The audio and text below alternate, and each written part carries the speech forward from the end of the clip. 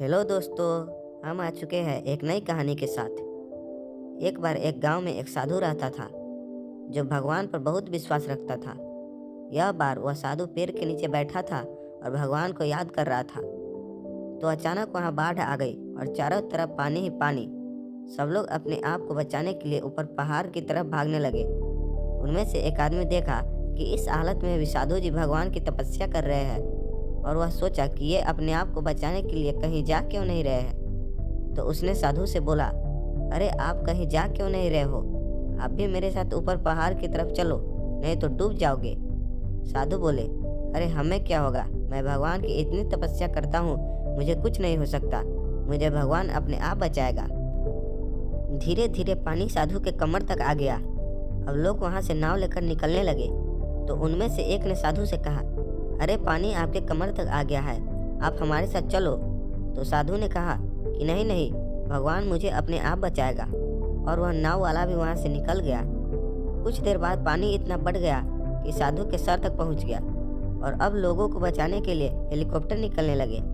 एक हेलीकॉप्टर साधु के पास आया जो कि आखिरी हेलीकॉप्टर था। साधु के पास नीचे रस्सी फेंकी और बोला, इसे पकड़ो और ऊपर आ जाओ, नहीं तो आप डूब जाओगे। यह आखिरी हेलीकॉप्टर है और आपके पास में दूसरा कोई रास्ता नहीं है बचने के लिए। साधु ने कहा, यह रस्सी वापस ऊपर खींच लो और आप चले जाओ। मुझे भगवान के ऊपर पूरा भरोसा है, वह मुझे बचा लेगा। पानी काफ़ी ऊपर आ गया, पेड़ डूब गया और साधु की भी डूबने से मौत हो गई। मरने के बाद साधु भगवान के पास गया और बोला, हे भगवान, मैंने पूरी जिंदगी आपकी तपस्या की, मेरा सारा जीवन आपकी आराधना करने में लगा दिया, फिर भी इतने भरोसे के साथ इंतजार किया कि तुम मुझे बचाने आओगे, लेकिन वहाँ मेरी डूबकर मौत हो गई और तुम नहीं आए, ऐसा क्यों? भगवान बोले, मूर्ख इंसान, एक नहीं 3 बार आया था। वो 3 बार मैं ही तो था, पहला पैदल, दूसरा नाव के द्वारा और तीसरा हेलीकॉप्टर के द्वारा। लेकिन तुमने मेरा एक भी अवसर पहचान नहीं पाया, पता नहीं किसका इंतजार कर रहा था।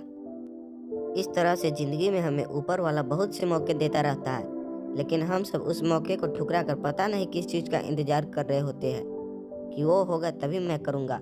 और इस बात पर अड़े रहने से एक वक्त के बाद वो मौका हाथ से निकल जाता है और हम कुछ नहीं कर पाते हैं। तो किसी भी अच्छे समय का इंतजार मत करो, जो भी करना है आज और अभी से ही शुरू कर दो।